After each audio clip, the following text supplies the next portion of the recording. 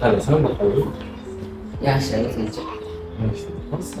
Bu hozirgi kundagi eng qiziqarli bo'layotgan shumbolar sariq. O'zi nima haqida shumbola?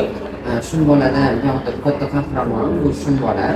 U yerda yetilgan g'amxo'rlik, bolalik, mehr, oqibat va shunga o'xshagan keyin rostgo'y, xato qilsa tan oladigan bolalardan biri. Shumbola nafaqat kitobni hayot darsi, har bir sahifasida insonlar, tarbiya, yaxshilik haqida gap bor. Hammaga o'qishni tavsiya qilaman.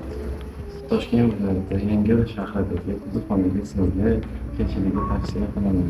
Chunki bu yerda har xil sifatli kitoblar bor.